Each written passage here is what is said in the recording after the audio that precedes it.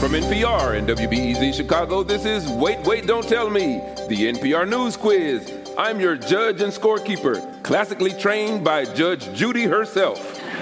I'm Alzo Slade, and here's your host at the Studebaker Theater at the Fine Arts Building in Chicago, Illinois, Peter Sagal. Thank you, Alzo. Oh, thank you, everybody. Wow, thank you. Yes, it is exciting. We have a great show for you today. Later on, we are going to be joined by the legendary actor Sally Field. Yes, herself. She was just nominated for an Emmy for her role in Remarkably Bright Creatures on Netflix. We have some fans. Okay, this is a movie where she co-stars with an octopus. Sadly, the Emmys snubbed the octopus. We promise to recognize your work, so pick up your phone and give us a call. The number is 1-888-WAIT-WAIT. That's 1-888-924-8924. Let's welcome our first listener contestant. Hi, you're on Wait, Wait, Don't Tell Me. Hi, I'm Quincy from Dallas, Texas, but currently living in Austin, Texas. Okay. So you're Quincy, you're from Dallas, but you're temporarily located in Austin. What made you do that? I'm a student at the University of Texas. Oh, great, yes. Cool. Yeah. And what are you studying, may I ask? I'm doing aerospace engineering. Are you? She's going to have a job. Are you, he said, in a way meant to subtly foreshadow some of the questions we have for you. Well, welcome to our show, Quincy. Let me introduce you to our panel. First up, she's an Emmy-nominated writer and comedian. It's Shantira Jackson. Hi, Quincy. Hi, Shantira. Next, he's a humorist and founder of Hatch Space Woodworking School and Community Workshop in Brattleboro, Vermont. It's Tom Bodett. Hello, Quincy. Hi, Tom. And a comedian you can see in Munhall, Pennsylvania on September 25th, whose podcast is Nobody Listens to Paula Poundstone. It's Paula Poundstone. Hey, Quincy. Hi, Paula. How you doing? So, Quincy, you're going to play Who's Alzo this time. Alzo Slade is going to read you 3 quotations from this week's news. Your job, correctly identify or explain 2 of them. You'll win our prize. Any voice from our show you might choose on your voicemail. Are you ready to go? Yes, sir. Okay. Here we go, Quincy. Your first quote is from a NASA investigator. I think it will be a beautiful crater. That investigator was reacting to news that a rocket crashed this week into what? The moon. Yes, the moon. A SpaceX rocket crashed into the moon after being left in orbit. This happened at a bad time for both of Elon Musk's companies, SpaceX and Tesla. Their stocks tanked this week, but it is still impressive that even though this happened on the moon, the rocket still managed to take out several pedestrians. How does a rocket crash into the moon? I mean, did somebody fall asleep at a switchboard or? No. This was a rocket stage. You know, the rockets have stages, these big parts, segments of the rocket, and this was left in orbit, and it's just been floating out there, and eventually its path crossed the path of the moon, and, well, you know, when 2 objects love each other very much. Well, this is a question for Quincy, now being a scientist engineer. Now, don't things orbit like 200 miles up, and isn't the moon like further than like 250,000 miles up? Like, I don't think this was an accident. I'm not a conspiracy guy. You think somebody had it out for the moon? It's hard to hit the moon. There's a lot of math. Yeah. And hitting it by accident is like winning the Powerball. To be fair, it is actually very hard to land a rocket safely on the moon. That's why we don't expect to be able to do it until 57 years ago. Yeah, we've already put the first man on the moon. Maybe he wants to put the first man in the moon. It's possible, yeah. Are all these tech guys not going to have to start crashing their rockets in there? Like now Bezos is going to send like a bigger rocket, they're constantly going a little competing. faster. Yeah. Look at my crater. You thought you messed up the moon. Watch me. The thing is, we all remember what Jeff Bezos' rockets look like. They're sort of cylinders that bulge out at the top. They're very indicative of something, some concern. I'm just imagining the image of that crashing, heading into the moon. Would be like one of those illustrations of how life begins. Can you? Oh, no, I'll never be able to unsee that. I know. I was going to say, can you imagine how hard the moon tries to get out of the way?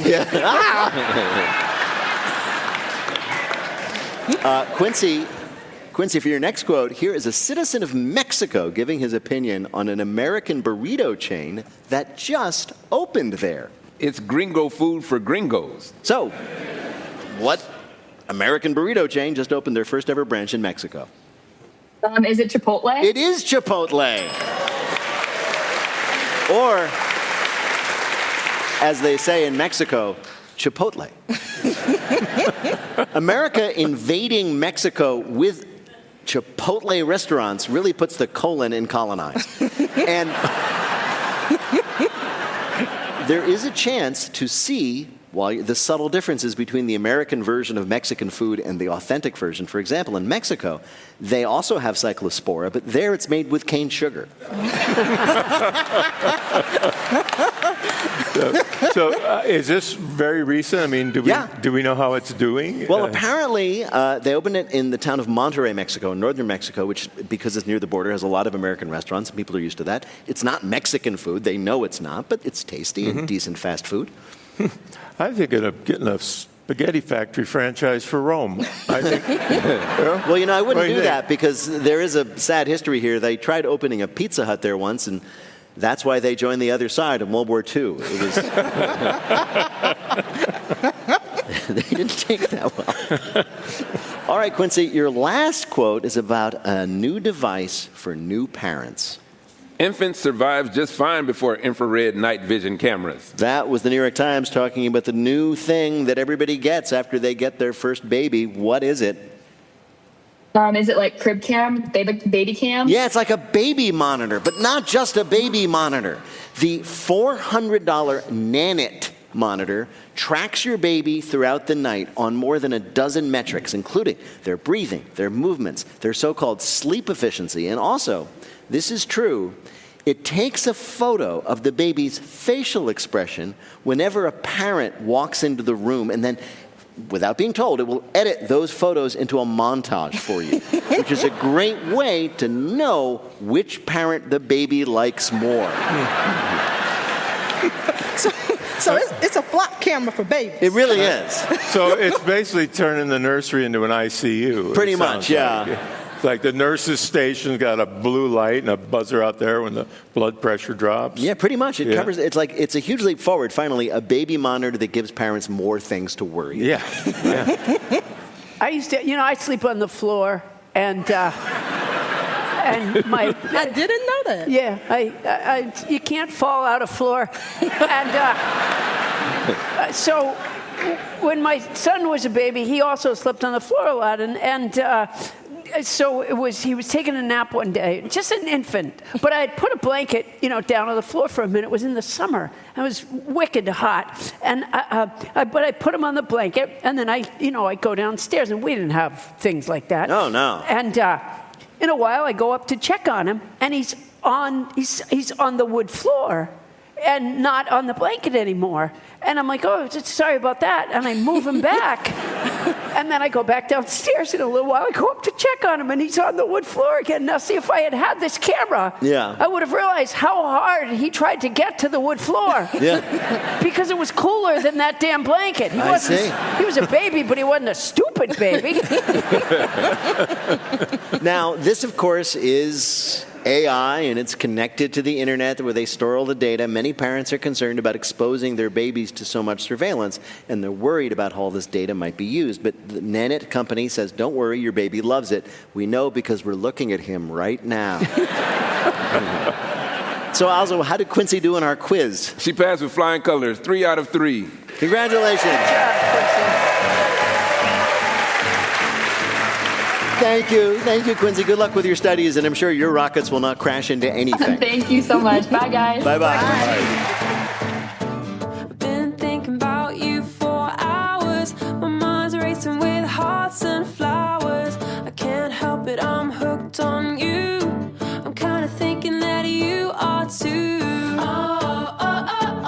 Be my baby love. I'll never let you go.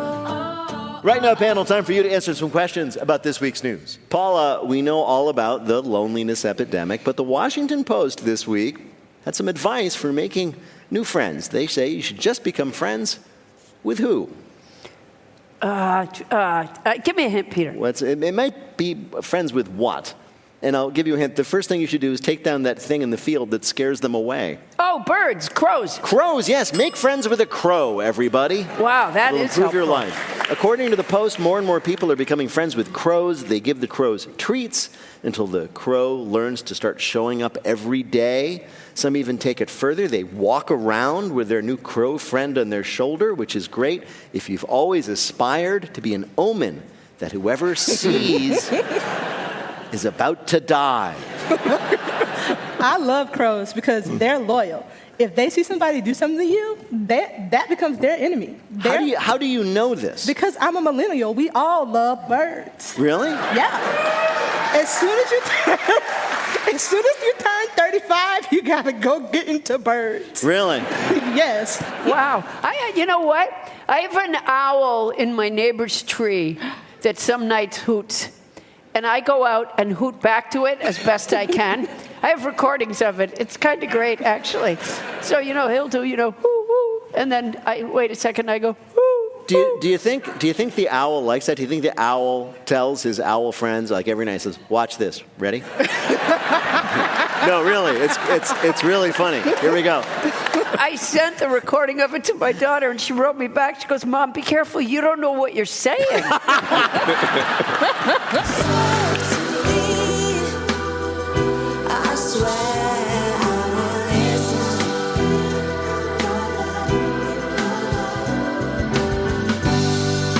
Coming up, our panelists don't break a leg in our Bluff the Listener game. Call 1-888-WAIT-WAIT to play. We'll be back in a minute with more of Wait, Wait, Don't Tell Me from NPR.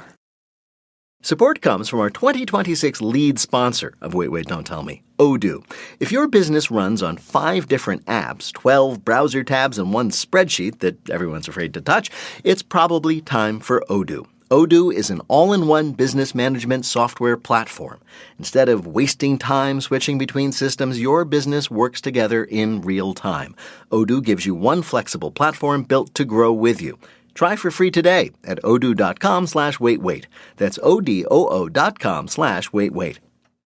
This message comes from MIDI Health, a virtual care platform for women in perimenopause and menopause. Chief Medical Officer Dr. Kathleen Jordan shares the wide range of symptoms they work to address for women in midlife. There's dry eyes, dry hair, dry skin, there's dry mouth, trouble sleeping, panic and anxiety attacks. When we ask patients about common symptoms, on average, they report 6. MIDI Health, committed to helping women in midlife with perimenopause and menopause care, accessible via telehealth visits at joinmidi.com. This message comes from IXL, a learning platform for helping kids build confidence and get up to speed fast. One subscription covers math, science, and reading for all children in a household. Receive 20% off at IXL.com/NPR. From NPR and WBEZ Chicago, this is Wait, Wait, Don't Tell Me, the NPR News Quiz. I'm Alzo Slade. We're playing this week with Tom Bodett, Paula Poundstone, and Shantira Jackson. And here again is your host at the Studebaker Theater in Chicago, Illinois, Peter Sagal. Thank you, Alzo. Thank you, everybody. Right now, it is time. Thank you, everybody. Right now, it's time for the Wait, Wait, Don't Tell Me Bluff the Listener game. Call 1-888-WAIT-WAIT to play our game on the air. Hi, you're on Wait, Wait, Don't Tell Me. Hey, Peter. This is Dan Blondo from Crozet, Virginia. Crozet, Virginia. Now, I don't know where that is. Where is it? It is just outside of Shenandoah National Park near Charlottesville. Oh, beautiful. I know that area. What do you do there? I am a communications consultant. It sounds fancier than it is. It's really not. I put words in other people's mouths. Right. It's not like you say to people, just speak a little slower, enunciate more, and that sort of thing? Yeah, just like that. Just like that. Okay. Well, Dan, welcome to the show. It's great to have you. You're going to play the game in which you must try to tell truth from fiction. Alzo, what is Dan's topic? The show must not go on. We all know the old adage, the show must go on. At least that's what my producers tell me every week when I hide in the closet again. But this week we heard about a show that did not, in fact, go on. Our panelists are going to tell you why. Pick the real one and you'll get the waiter of your choice on your voicemail. You ready to play? Yeah. First, let's I'm hear. ready. Okay, that's great. First, let's hear from Tom Bodett. In the Green Mountain State, there is a community theater company to fill every empty Grange Hall. These performers have been hardened by years of grinding out shows come Vermont heat, sleet, snow, and high water. But the Essex Community Players' spring production of Rocky Horror Show has been canceled while still in rehearsals due to the musical director receiving anonymous, threatening text messages. That must be hard. You're trying to do your job as a musical director, but you keep getting all these threatening texts. Plus, you have to spend all that time sending the threatening text to yourself. That's right, he was texting himself. Once the police discovered the texts, he admitted to creating a false account and sending himself threats so he had an excuse to step away from the production instead of the real reason, which is that he hated everyone so much. He had put up a Facebook post complaining about the cast and crew, and when confronted about it, he refused to apologize. Rocky Horror Show, dead. Passive-aggressive conflict avoidance in the arts, sold-out shows daily across Vermont and beyond. A production of the Rocky Horror Show to Community Theater in Vermont canceled because the musical director sent threatening notes to himself because he just couldn't stand the drama. Your next curtain call-off is from Shantira Jackson. Move over, Sondheim. There's a new place to send in the clowns. For the past 25 years, Clown Fest has taken over the streets of Paris, Tennessee. Sad clowns, happy clowns, and Bill Skarsgård all came together in one car to celebrate their craft. This year, things went a bit awry when the clown chorus had to cancel their annual clown concert at the Clown Brunch. With their makeup on and sheet music in hand, the audience watching was met with silence when it turned out that everyone who had volunteered for the clown concert was a mime. With dozens of completely silent mimes on stage pretending to sing, one onlooker described it as, quote, kind of weird.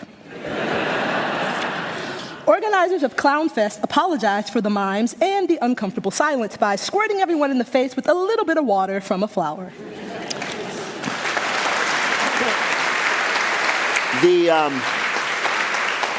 The clown concert at Clown Fest 2026 ruined because all the clowns who were singing were mimes. Your last story of a stage gone silent comes from Paula Poundstone.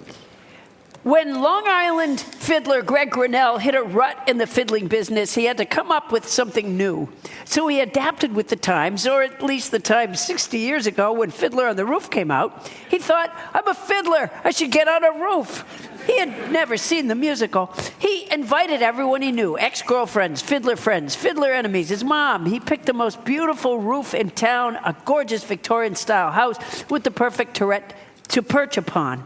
When the audience filled in, which was surprisingly large considering it was just a guy fiddling, Greg was nervous, but he grabbed his fiddle and crawled up the ladder to get in place. The crowd was going nuts. Fiddler, fiddler, they were chanting. He started his first song and within seconds went tumbling off the roof, bouncing off the gutter, only to land perfectly atop a stabilizing bush. The show was canceled, but since then, Greg has actually seen Fiddler on the Roof and agrees with the show. Tradition. Without traditions, our lives would be as shaky as a Fiddler on the Roof. So these are your stories of a show that did not go on. Was it from Tom Bodett, a production of the Rocky Horror Show in Vermont canceled because the musical director sent himself threatening texts just to get out of it?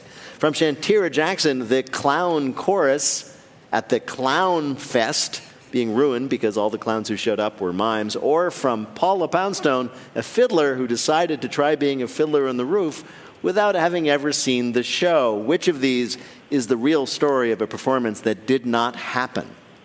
I'm going to go with A. Okay, so your choice is Tom's story, and to find out the correct answer, we spoke to someone who knows a lot about the real story. The threatening messages were coming from the musical director of the show. He just wanted to have it canceled. That was Ian Curry, the intern reporter at 7 Days, Vermont's independent voice, who absolutely owns the story. Congratulations, Dan. You did get it right. Tom was telling the truth about his own state. You earned a point for him. Thank you, Dan. You've earned our prize, the voice of anyone you might choose in your voicemail. Congratulations. It was generally a very good time. Thank you very much.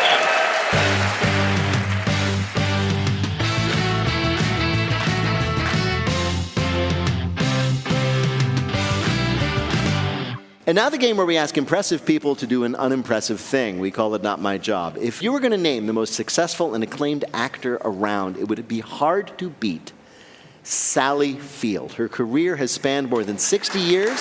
Wow. She has won 2 Oscars, 3 Emmys, so many awards. She has a separate Wikipedia page just for them. And she's got range. Who else has played both Gidget and Mary Todd Lincoln? She's up for yet another Emmy for her starring role in Remarkably Bright Creatures on Netflix, and she joins us now. Sally Field, welcome to Wait, Wait, Don't Tell Me. So, first of all, congrats on the latest Emmy nomination. Did you know that you have a separate Wikipedia page just for your awards? No, I did not, because I don't oftentimes look for myself.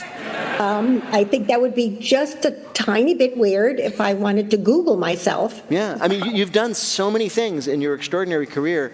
Does anybody ever come up to you and say, oh gosh, Sally Field, I loved you in whatever it was, and you're like, that's wonderful, and you have no memory of doing it?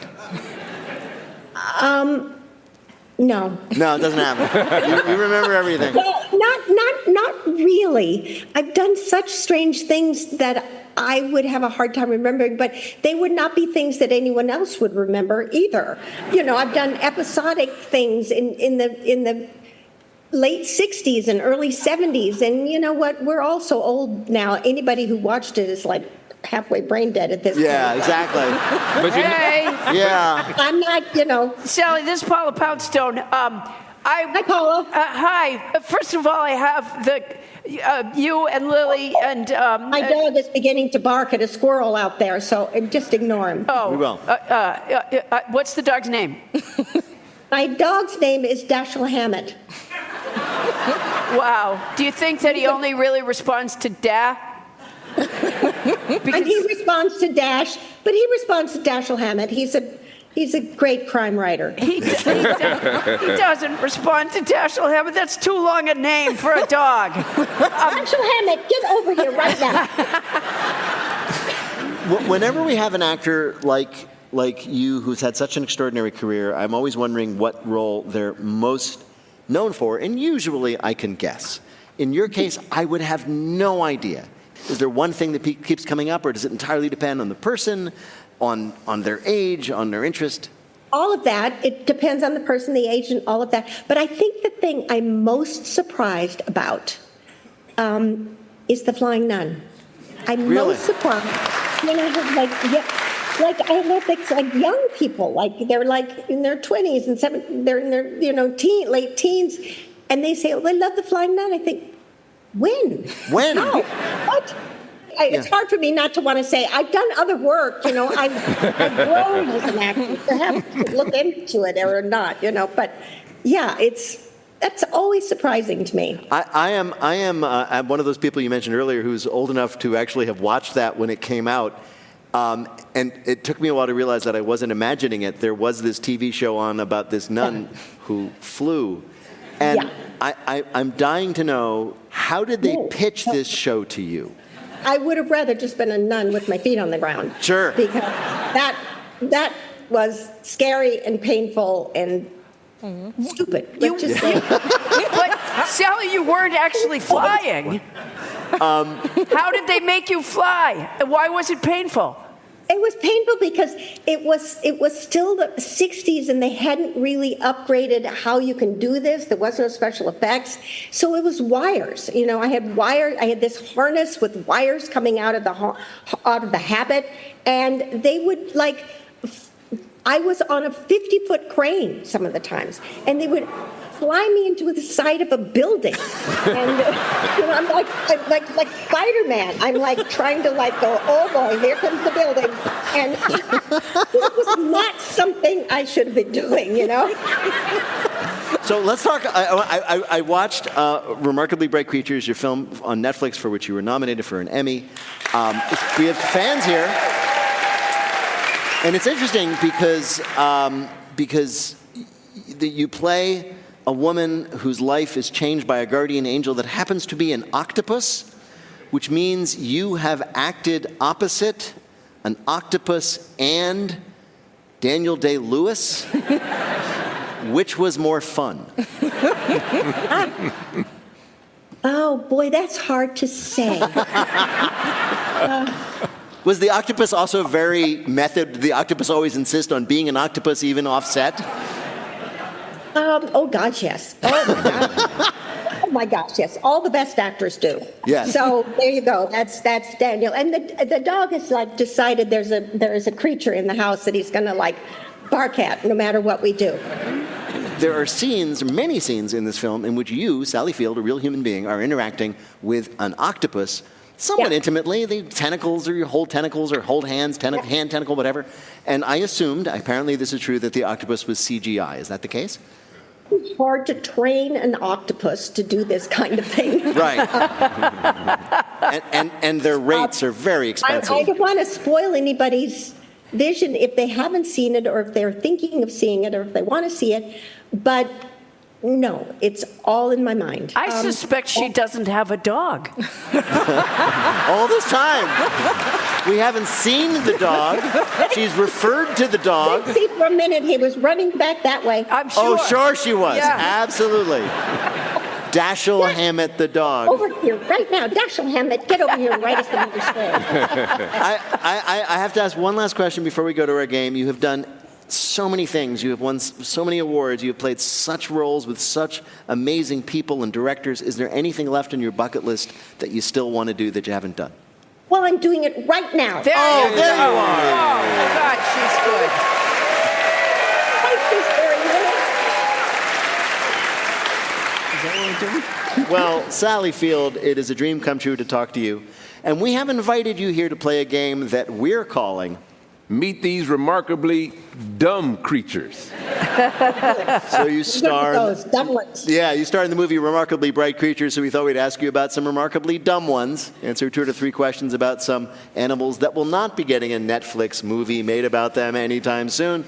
And you will win a prize for one of our listeners, the voice of anyone they might choose for their voicemail. Also, who is Sally Field playing for? Aaron, Piotr, and Tessa Holmes of Hillsburg, California. All right.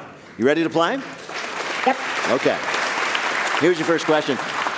While looking into which animals had the smallest brains, we were shocked to learn that number 4 on the list was what animal? A, the bony-eared ass fish, B, the twiddling dumb bug, or C, the really slow loris? I'll just say 1. Yes! That's it. It's the bony-eared ass fish? Yeah. Yes, the bony-eared ass fish. The bony-eared ass fish weighs as much as 3 pounds, but its brain is the size of a pebble. That's true. Here's your next question. Ostriches, also not very bright. Their eyeballs are each bigger than their brain. And their dumbness is a challenge for ostrich farmers. Why? A, they routinely get into fights with bushes, thinking they're rival ostriches. B, the male ostriches tend to fall in love with their human caretakers because they find them more attractive than female ostriches. Or C, not only do they eat pebbles because they look like seeds, they seem to prefer the pebbles. Yikes. This sounds like a few relatives of mine, but...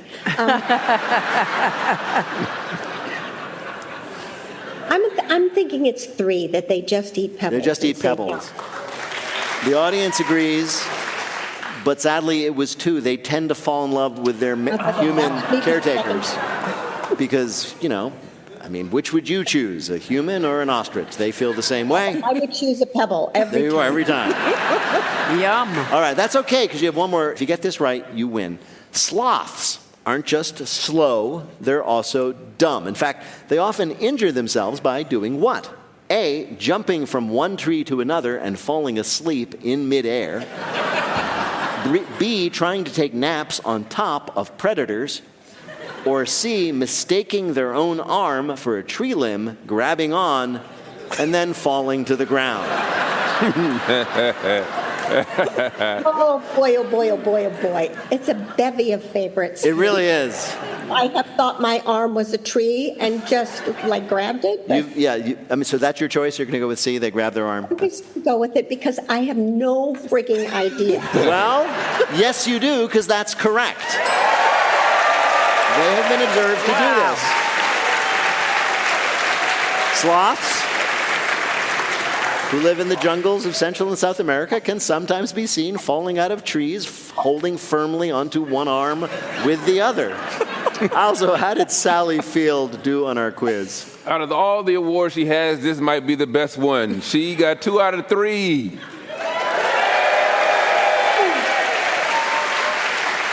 Sally Field is an absolutely legendary actor who is up for an Emmy for her latest role in Remarkably Bright Creatures, which is streaming on Netflix now. Sally Field, what an absolute joy. Give it up for Sally Field.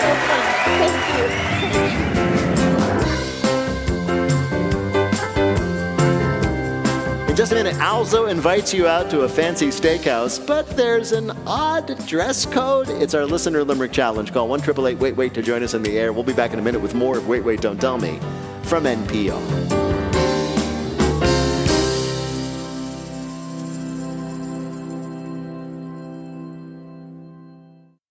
This message comes from IXL. The first few weeks back at school set the tone for the rest of the year. IXL is designed to help kids build confidence and get up to speed fast. Covering pre-K through 12th grade, IXL offers personalized, interactive practice in math, language arts, and science. One subscription covers everything for all the kids in your home. Receive an exclusive 20% discount on an IXL membership at IXL.com/NPR. This message comes from BetterHelp. One of the hardest parts about starting therapy? Not knowing what to expect. Instead of listening to an ad, hear from the people who've actually been there. Visit BetterHelp.com/reviews to explore real client reviews that are updated every day. With an average live therapy session rating of 4.9 out of 5, based on more than 1.7 million client session reviews, the feedback speaks for itself. Visit BetterHelp.com/reviews. From NPR and WBEZ Chicago, this is Wait, Wait, Don't Tell Me, the NPR News Quiz. I'm Alzo Slade. We're playing this week with Paula Poundstone, Shantira Jackson, and Tom Bodett. And here again is your host at the Studebaker Theater in Chicago, Illinois, Peter Sagal. Thank you, Alzo. Thank you, everybody. Thank you all. In just a minute, Alzo assures us that it's rhyme o'clock somewhere. It's our Listener Limerick Challenge. If you'd like to play, give us a call at 1-888-WAIT-WAIT. That's 1-888-924-8924. Right now, panel, it is time for more questions for you from this week's news. Tom, this week the New York Times published an in-depth, multi-part investigation into Talenti brand gelato. They used high-tech equipment and rigorous reporting just to try to explain what? Well, I use the containers for keeping hardware in, and they've gotten a little flimsier. So I think it's the flimsy containers. Well, there's something about the containers. Specifically, they come in jars, and the question is, why are those jars tight? Hard to open? They're very hard to open, hard yes. to open. The Times wanted to find out why the jars of Talenti gelato are so hard to open. It's not, getting into a carton of ice cream is easy. I mean, You're not eating Talenti. No, it's like, you hear about the mother who picks up a car to save her child. Opening ice cream is that same gland. Yeah, it's just like the adrenaline. Yeah. Also, Tom has power tools, so it's not a problem for you. Yes, the paper that brought down Harvey Weinstein has turned its attention to figuring out why people can't open their fancy ice cream jars. And if you are about to write in to say, no, Peter, it's gelato, that's why your arms are too weak to open a jar. They actually, this is true, to find out why the jars are so hard to open, they put one into a CT scanner. Did insurance pay for that? I don't know. What if it did? You'd find out that a jar of sorbet has better health insurance than you do. Yeah, more than likely. You're using a CT scan. Can you imagine you go in and you're like, you need your own diagnosis, and they say, oh, it has to be, can't do it till next week. There's a cookies and cream using the machine right now. And this was part of the CT scan was just part of this huge multi-part investigation into the brand's history and its decline and its current flavors versus past versions. And because it's the New York Times, also something to do with polyamory in Brooklyn. and no one can unearth the Epstein files? No one, really. No. Maybe that's where they are, inside a Talenti jar that no one can open. Shantira, concert goers this summer are dealing with a strange and unpleasant new behavior in the crowd, and now artists like Olivia Rodrigo and Noah Kahan, among others, have had to publicly ask their fans to stop doing what during their concerts? Being tall and standing in front of short girls. No, but I appreciate that perspective. It's that people are very excited to get places really down front, and they don't want to give up those places for any reason at all. Oh, are they going to the restroom at the They're going gate? to the well, yes, I think that's a very polite way of putting it. They're going to the restroom without actually going to the restroom. Wow. It's a global phenomenon, apparently. Concerts all over the world, people keep pooping on the floor during concerts. Wow. Wow. I thought you meant they wore diapers at least. No. I love Beyonce, but not that much. Oh. Wow. That's Earlier awful. this month, Olivia Rodrigo said that fans in the front row at her concerts were just doing that rather than go to the bathroom and give up their place by the stage. Then other artists started coming forward and saying, yes, it's happening at my shows too. This is rough. The only musicians who should have people pooping their pants at their concerts is the Wiggles. Noah Kahan doesn't even make any music that you need to do that to. Ooh, fighting words. No, his music is nice. You can just hold it. You don't have to. Everybody at Noah Kahan concert is so nice. You don't have to do that. They will let you go. They'll let you go and they'll give you your place back because they're all very gentle people. They're very kind. I think he's from like a mountain. He is. If any musicians are listening right now, if you want to make sure your fans leave to use the bathroom, you just need to say, well, now we're going to play some of our new stuff.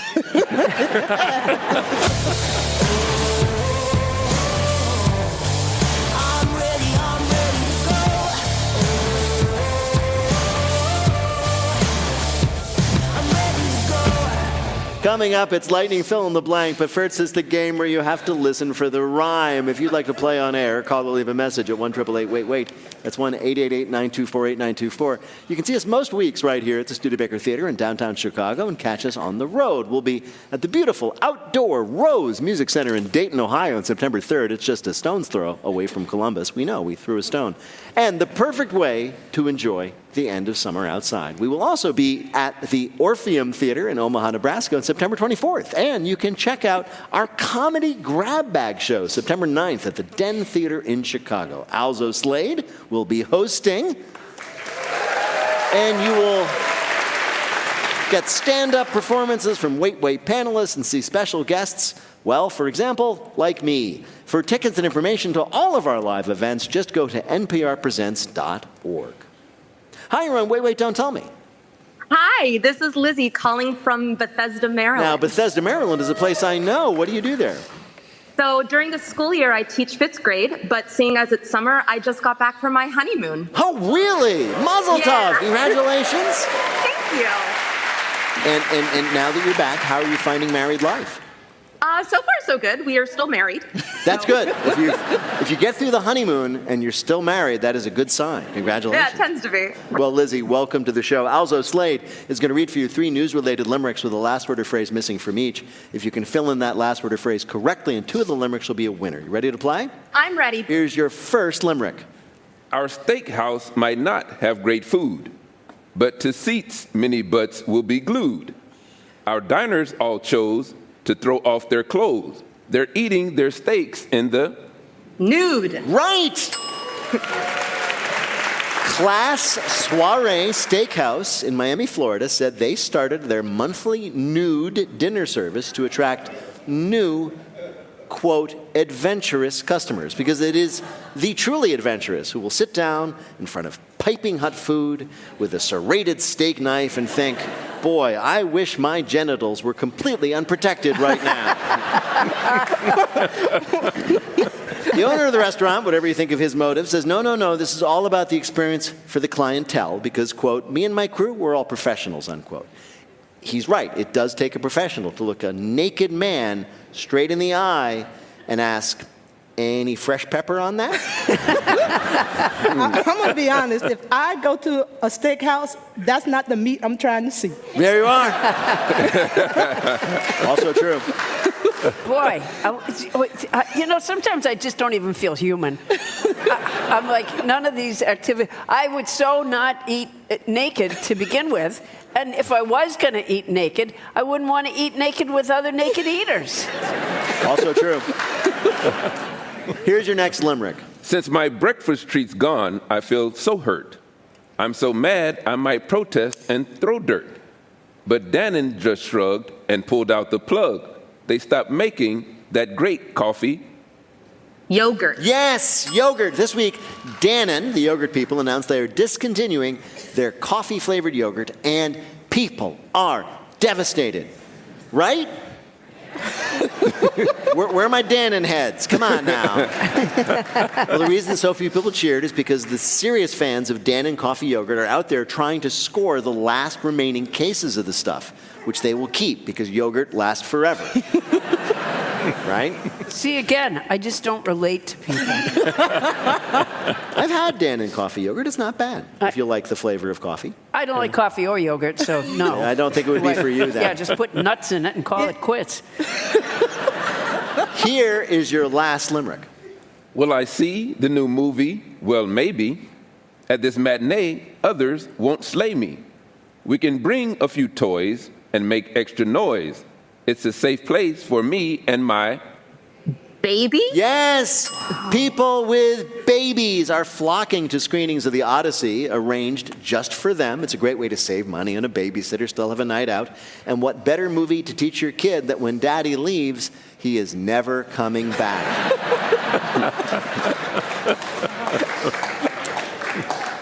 Other theaters that are showing The Odyssey have tried to ban babies from screenings, but then some guy showed up with this big wooden horse, and you'd never guess what was inside. I guess they're just scraping the bottom of the barrel in terms of trying to get people. How come they don't have naked? They'll do naked movie showings at some point.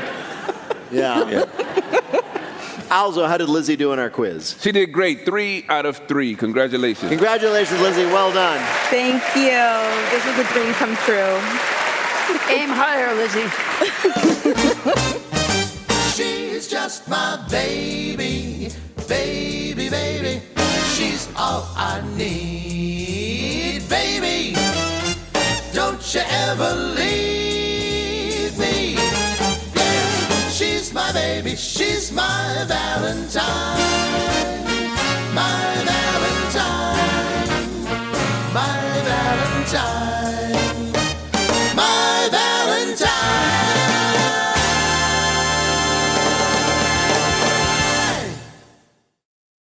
Support comes from our 2026 lead sponsor of Wait, Wait, Don't Tell Me, Viking, committed to exploring the world in comfort. Journey through the heart of Europe on an elegant Viking longship with thoughtful service, destination-focused dining, and cultural enrichment, on board and on shore. And every Viking voyage is all-inclusive with no children and no casinos. Discover more at Viking.com.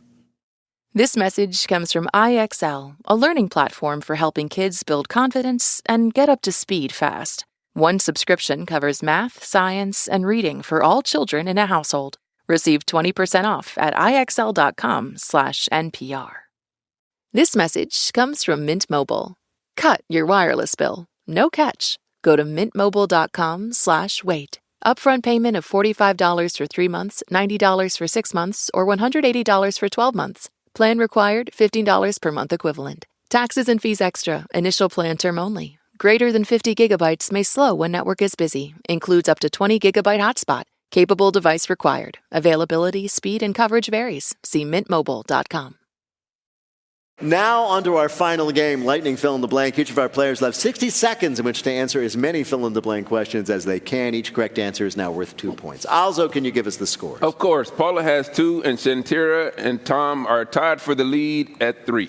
Okay, so Paula, that means that you are in second place, so that means you're going to go first. The clock will start when I begin your first question. Fill in the blank.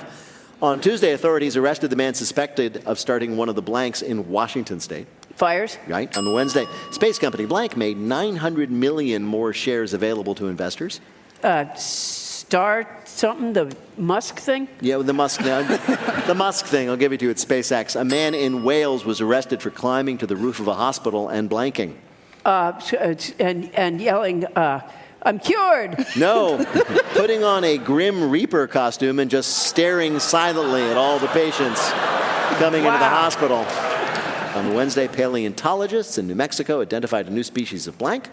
Dinosaur? Right. This week, a video of a street brawl in Detroit went viral because people noticed that blank was standing on the sidelines cheering the combatants on. Blank was. Blank was. Blank was Tom Homan. No, the police commissioner of the city of Detroit. Wow. So a passerby caught this street fight on video, and right there in the front of the crowd of onlookers is the police commissioner of Detroit, who cheered, and he kind of urged the fighters on, while wearing his Detroit police hat. When asked why he did not intervene in this rather brutal fight, he said, and I am not kidding, I did intervene when the guy had had enough. Wow. That feels very Detroit. It does, yeah. That's old school. That's how they roll in Detroit. Also, how did Paula do in our quiz? She got 3 right for 6 more points, total of 8, and the lead. All right. Wow. That's all you'll give me, Elzo? You used to be friends. Yeah, you're not one of us anymore. Shantira, I'm going to arbitrarily pick you to go next. Fill in the blank. As more states report outbreaks, RFK Jr. said that parents should vaccinate their kids against blank. Measles. Right. This week, a Nobel Prize-winning computer scientist warned that humans may soon be unable to outsmart blank. AI? Right. On Thursday, former Senate Majority Leader blank was discharged from the hospital. Oh, Goofy McConnell. Goofy, yes. This week, police in New Jersey were able to cite 74 drivers for traffic violations after they had their traffic cops blank. Do their job. No, disguise themselves as trees on the road. On Tuesday, astronomers released the most high-resolution images ever taken of the surface of the blank. Sun. Right. According to a new report, the UFC lost $30 million when they staged an event at the blank. The White House. Right. In Arizona, 2 people are recovering after being shot by a man who was blanking. Eating a sandwich. No. They were shot by a man who was demonstrating the safety features of his gun. The 2 men were looking at a handgun at a yard sale when the owner came over to show off its various safety features. While he was doing that, he accidentally shot both of them. Wow. Okay, it was an emergency. They were harmed. They were hurt. They're fine. But I hope they waited a while to call 911, because if there's ever a time to get somebody to pay the price you want at a yard sale, it is right after you have shot them. I thought it was a bad shot, but if he hit both of them with the same bullet, he might be kind of good. Wow. Also, how did Shantira do in our quiz? She did all right. She got 5 right for 10 more points, total of 13, and the lead. All right, then. So, how many then does Tom Bodett need to win? 5 to tie, 6 to win. All right, here we go, Tom. This is for the game. On Wednesday, officials in Iran pushed back on blank's claim that peace talks were underway. Trump. Right. On Thursday, Ukraine drone strikes hit 2 oil refineries deep in blank's territory. Russian territory. Right. The latest movie in the blank franchise is the fastest movie in history to make $500 million. Marvel. The Spider-Man? Yeah, Spider-Man, yeah. On Tuesday, Abdul al-Sayed won a closely watched Democratic primary in blank. Michigan. Right. This week, a woman in Utah is suspected of not wanting to get married after she was caught blanking the night before her wedding.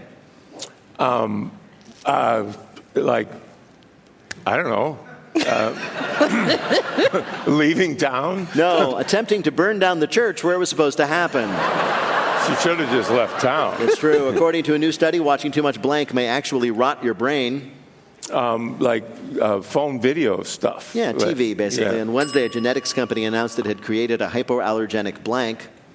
Dog. Right. This week, a man who was drowning in the Yellowstone River was saved by a blank that was nearby. Oh, the Hoboken ass fish. No.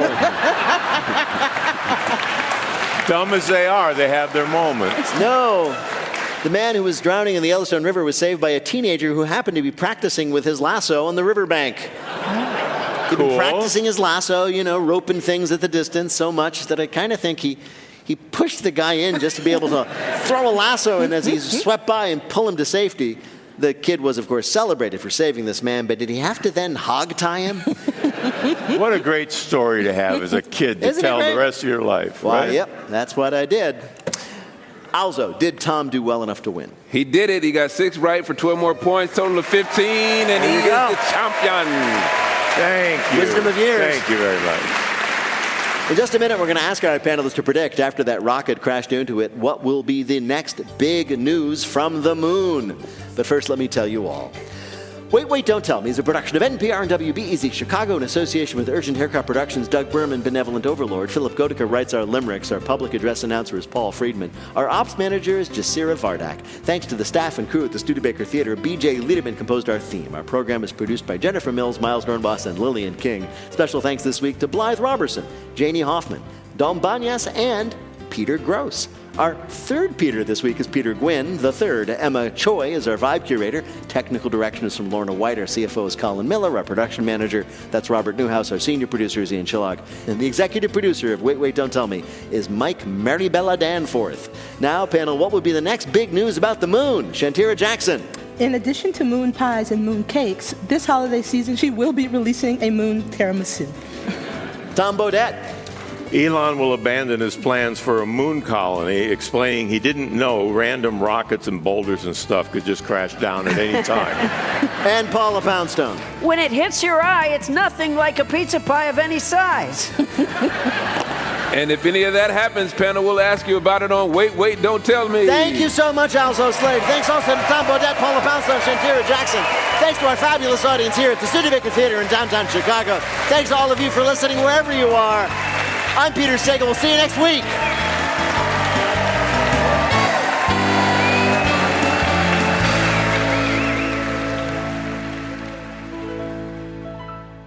This is NPR. This message comes from IXL. The first few weeks back at school set the tone for the rest of the year. IXL is designed to help kids build confidence and get up to speed fast. Covering pre-K through 12th grade, IXL offers personalized, interactive practice in math, language arts, and science. One subscription covers everything for all the kids in your home. Receive an exclusive 20% discount on an IXL membership at IXL.com/NPR. This message comes from Amazon Health. Why do doctor visits always require paperwork? With your permission, Amazon Health AI can connect to your health history for personalized care fast. Amazon Health AI is here. Healthcare just got less painful. This message comes from Arctic Wolf. Arctic Wolf combines AI-led security operations with human expertise, helping teams detect, investigate, and respond at machine speed without building it themselves. More at arcticwolf.com/NPR.